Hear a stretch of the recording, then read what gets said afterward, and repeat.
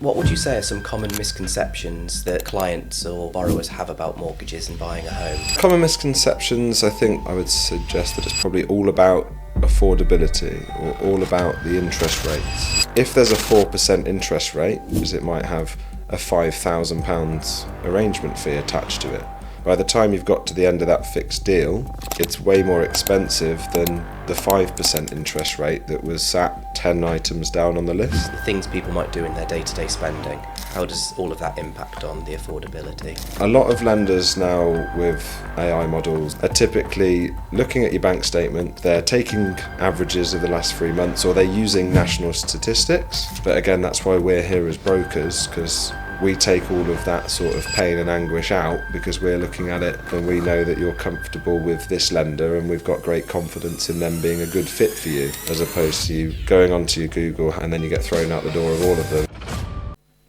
So I'm here with Jack. Jack, would you just like to take a moment to introduce who you are, where you are from, and what you do? Yeah, so I'm Jack, as you know. I'm been asked to come in by Ward Rider. I'm one of the directors at Oakley Independent Advisors. We're a financial advisory company. We do everything from mortgages, pensions, investments, wills, probate.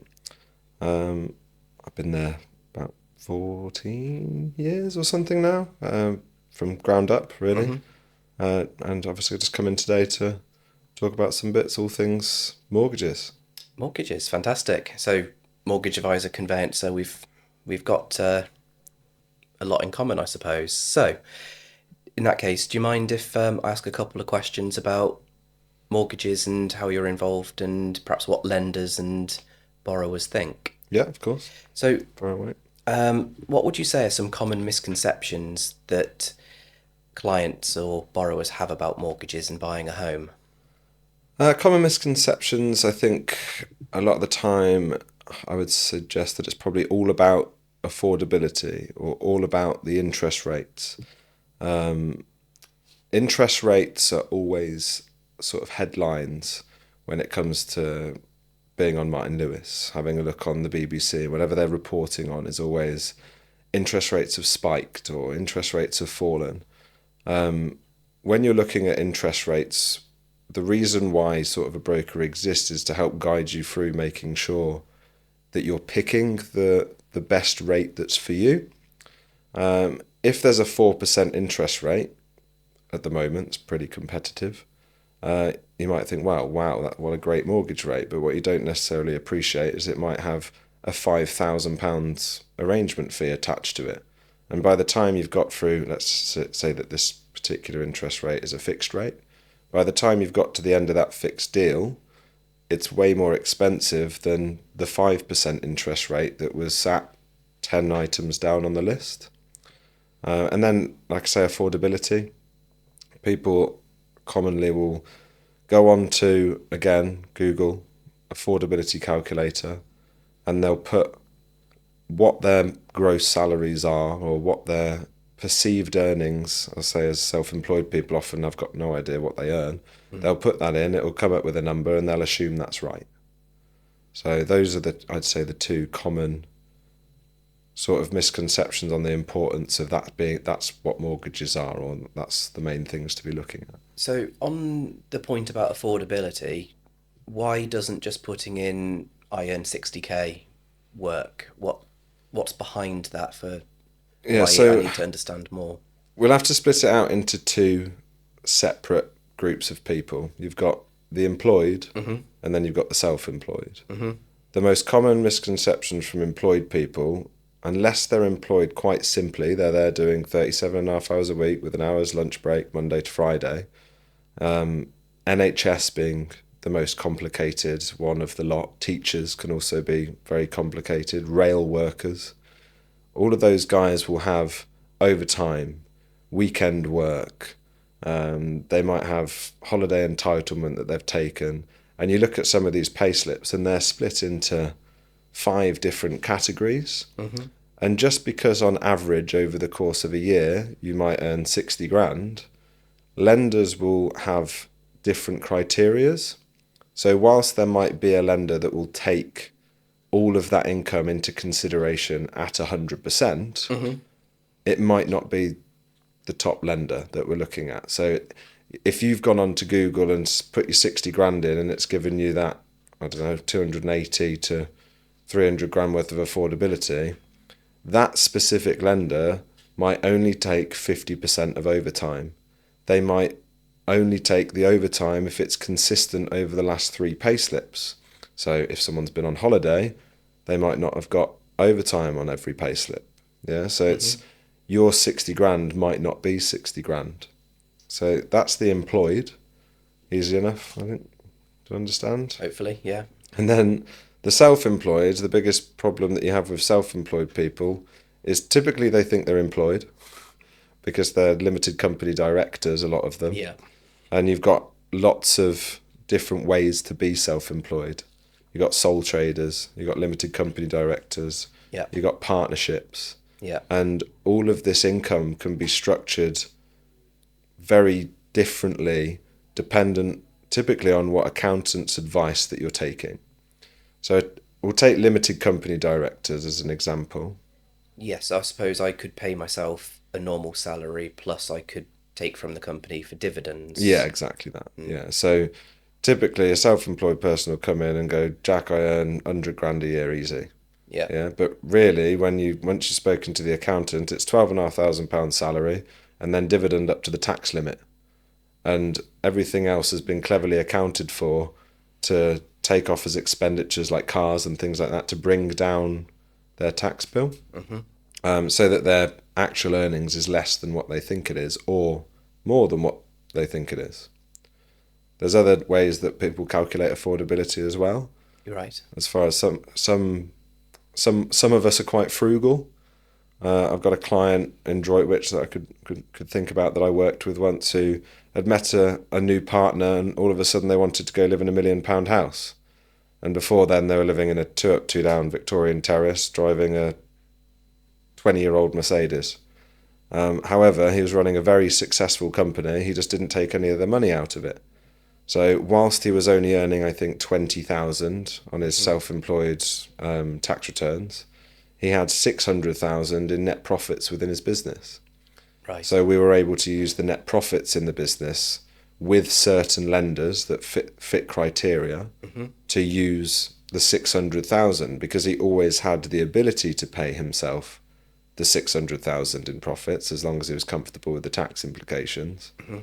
And that would allow them to obviously meet other lenders' affordability criteria. So affordability is such a wide and complicated model. It isn't one size fits all. There's so many different nuances to how people earn money. Yeah. For your typical self-employed, I work at this job, like I said, 37 hours a week in, week out, then those calculators are probably accurate.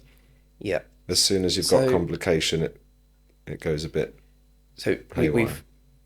I think we've looked quite carefully there at the complicated end. So the directors with being tax efficient on earnings from the company, but how about the more standard, straightforward people who just earn their salary?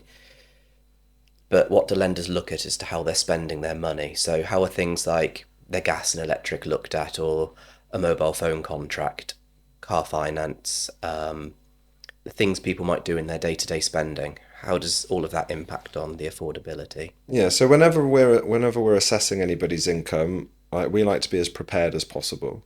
So a lot of lenders now with AI models and the look behind the scenes that they're being given access to from mainstream banks are typically looking at your bank statements. They're taking averages of the last 3 months, or they're using national statistics.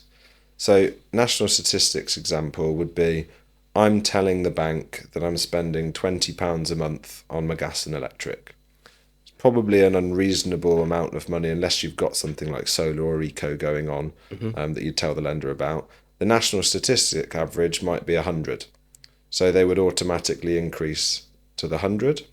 Yeah. But mostly, when we're doing fact finds with clients initially, we'll break down everything that they're possibly spending money on Then in the background, we're checking their bank statements to make sure that there's nothing missing, because typically there's maybe a little bit of a spending here or there. Might be on Sky Bet, maybe it was Cheltenham races last week or something like that, and they've had a bit of a flutter on the horses. Is that common? Do we need to add that in as expenditure? And then they're doing things like stress testing. So you've got your rate of interest in which you're applying for. We'll just use the 4% that we've spoken about previously. Yeah. They might stress test you +2 or +3%, or certainly at least at the standard variable rate, just to make sure that you can soak up increases in those mortgage payments, because whilst you've got a fixed rate, it's only fixed for the product term that you've chosen. Like how in the last couple of years we've seen people coming from quite low 1% mortgages coming into 3, 4, 5. Yeah. It's preparing or testing that people can handle that Exactly. sudden increase in I mean, I'm sure payments. plenty of people will argue that they couldn't afford it, because, I mean, dependent on your level of borrowing, a 1% interest rate to a 4.5% interest rate, or sometimes even 5 on some of them more recently, is quite the jump. Yeah, I can imagine. Are there any other sort of factors that lenders might look at when they're assessing an application that comes before them? I mean, they do. A lot of it depends on which lender you're using. Every lender will say that they look at all factors. A lot of it with mainstream lenders, if you're a low risk client, what I mean by low risk is if you've got a good level of deposit, your earnings are high, you haven't tried to buy the big house on the hill, even though that the affordability calculator can afford it, they're still taking a look, but not necessarily as narrowed as a lens as the likes of a subprime lender would look at you. So what I mean by subprime is if someone's got some adverse, so they might have missed a credit card payment, or they might have defaulted on a loan back when they were younger and less financially responsible. So those kinds of lenders look at you in a hell of a lot more detail, because you're a bit of a higher risk. You've got history of falling off the horse a little bit, and they want to make sure that they've considered everything. So it's not just you financially on the affordability side, it's how the house, what the house looks like, valuation surveys, all that kind of stuff. Okay. Employment history, not necessarily that you've just got a job. What type of job do you have? Are you on a permanent contract? Are you on a contract that's coming to an end? And all of these different factors can affect which lenders are you going to be your go-tos. But again, that's why we're here as brokers, because we take all of that sort of pain and anguish out, because we're looking at it going, we know your situation and we know that you're comfortable with this lender, and we've got great confidence in them being a good fit for you, as opposed to you going onto your Google, having a look, going Halifax, Nationwide, NatWest, those are the sort of the big guys, and then you get thrown out the door of all of them, and you've spent a lot of time and efforts to no avail, where if you'd have spoken to us in the first place, we could have told you, unfortunately, that none of those lenders would have said yes. So it's... Because doing it day in, day out, you get to see the quirks and nuances of each lender and what their tolerances and preferences are, I suppose. Exactly that. And we have really good access to all criteria. So if you're straightforward, then great. You still get us holding your hand, reassuring that you're making the right decisions. Talking about the interest rate thing, where people make mistakes thinking, I'm going to Halifax because they've got a 4% interest. Yeah. I could save you potentially quite a lot of money over, let's say, a 5-year fixed period by putting you on a higher interest rate, because there wasn't an arrangement fee with a different lender.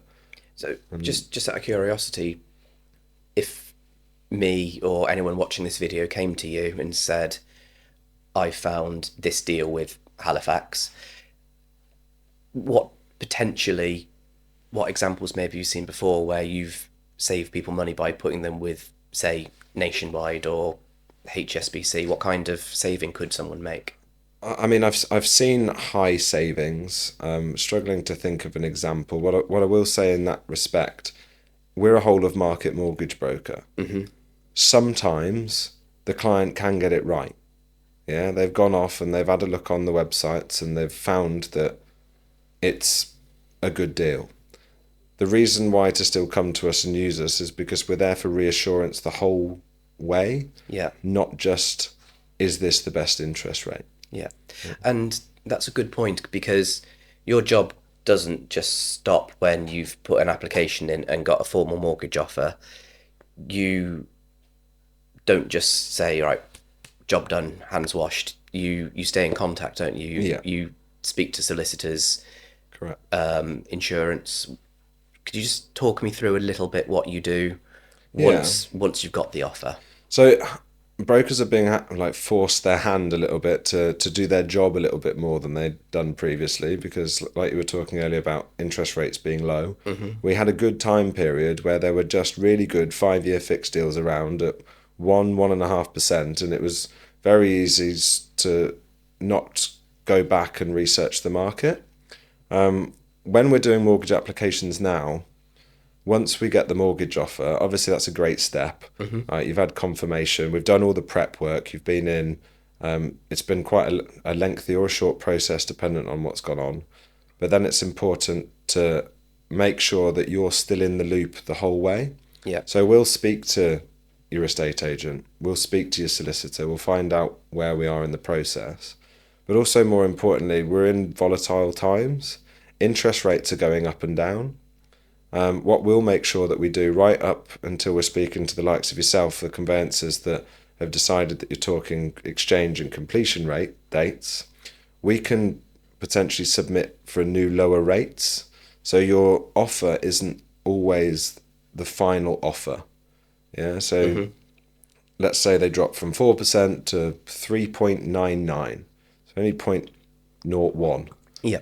But we will go away and make sure that we secure that lower interest rate because it's pounds and pence at the end of the day. Over a 5-year period, it could equate to a few £100 if it's 0.25% or thousands of pounds, depending on the loan amount. So, yeah, we try and make sure that we're right up until the day of completion. We've done everything that we can as far as the mortgage side.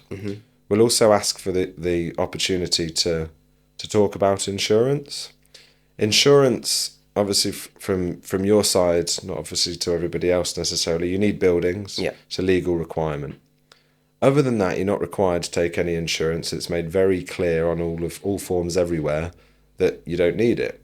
However, typically with first-time buyers especially, they've worked very hard in this day and age to get to the point of being able to buy that house. There are plenty of bumps in the road in life that can fork you out of that house. Yeah. Like there is lots of things that can happen, be it medically, be it financially with losing your job through ill health. And it's just important for us, especially at Oakley, just to take a bit of a holistic view as opposed to it's not just getting you in that house on this specific deal, it's keeping you in that house. Yeah. And talking about all of the outcomes of what can go wrong. It's no obligation. So we pride ourselves in not being pushy salespeople. We will highlight the problems that you might foresee. We'll make sure that it's within a budget that you can dictate. We don't try and ski downhill, I think they call it. I'll try and come in with a recommendation that suits needs off the bat, and then that's the starting point of the conversation. If you think that's wildly expensive, then we'll make some adjustments in order of priority. If you think it's reasonable, then we can increase the protection in a similar vein. But yeah, that's sort of once the insurance and the mortgage completion has taken place. After that, you go on just for contact for future. So we might check in 6 months, a year, or when your deal ends that's been recommended. Just to make sure that you're getting the same level of help that you had first time round. So somebody takes a 5-year fixed deal, completes today, roughly 4.5 years' time, say, you might pick up the phone or send an email to say your fixed rate of 4% is finishing soon. Yeah. You're going to go on to standard variable, which is currently, several percentages more. And that's where you might say about looking at options for a remortgage, I Yeah. suppose. Yeah, there can be a common misconception, I think, that once you've been recommended a bank, you stay with them. Mm-hmm.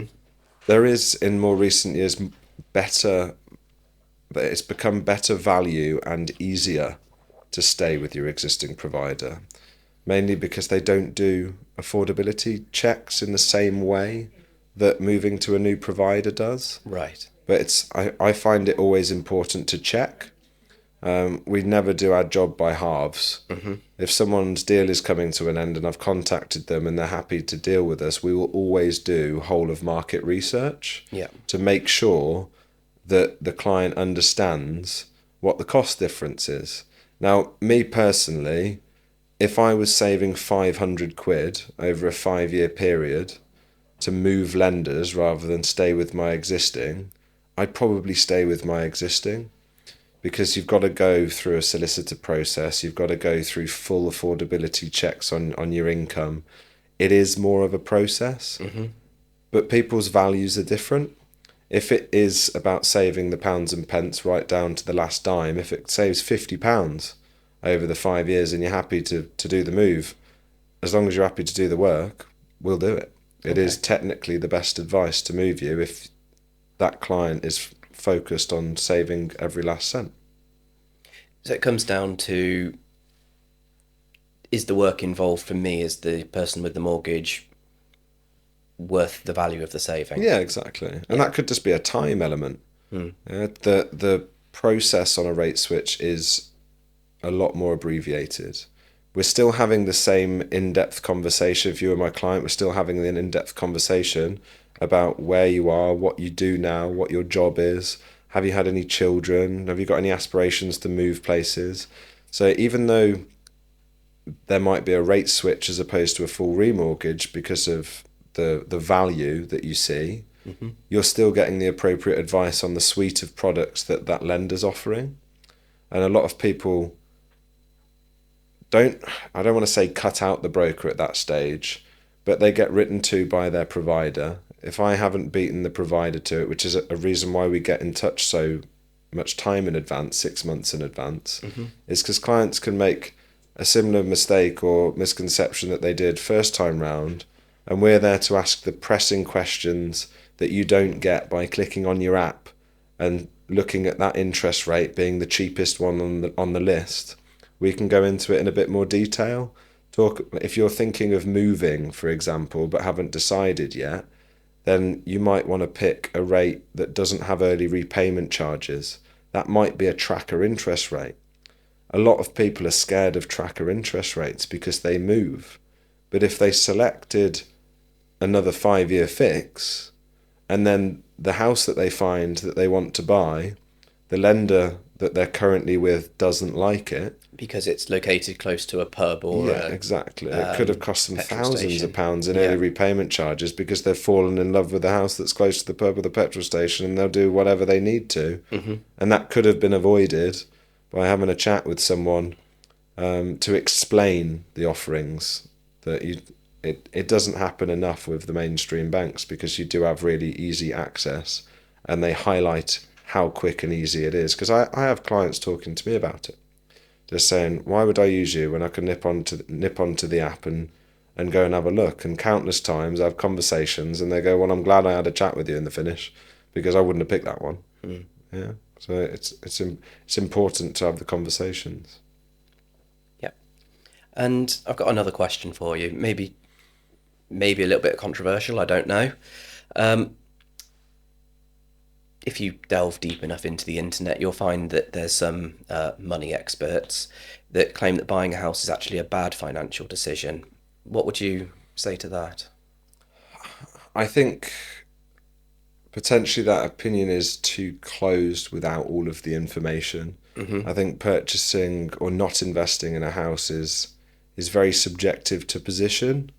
Like me personally, I would like to invest money. When and how that is, I'm not sure. I value the stability in my home and my lifestyle. I also would. I'm obviously a property broker. I believe that the property ladder is called a property ladder for a reason. You're going up or down it at various points in your life. So for me, while I can afford it, I'd like to move into the bigger house and the one that I can afford to live in at this moment in time. My equity grows. It gives me flexibility for longer term planning to potentially be able to come back down the ladder and downsize. I think there's obviously an argument to rent and mortgage costs. With mortgage costs, it's a fixed amount for time periods.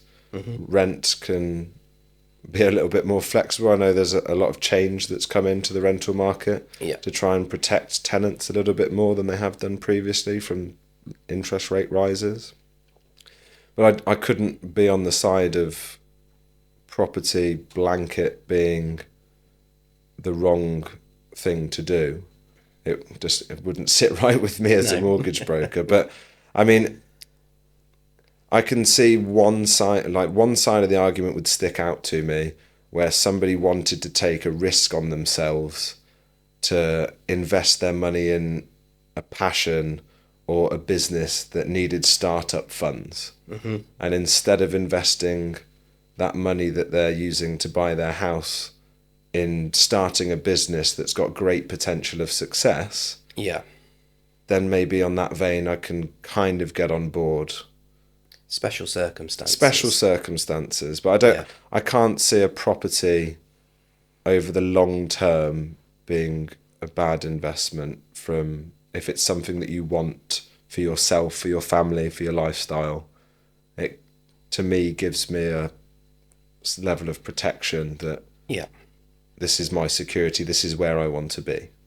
I think I'd be minded to agree as well. Good. Is there anything else that you would just like to run through or explain? I think that's pretty well covered, I think. I think so too. Yeah. Okay, well, thank you very much for coming in today. Nice to be here. Nice to see you again. All right, likewise. Thank you. Cheers.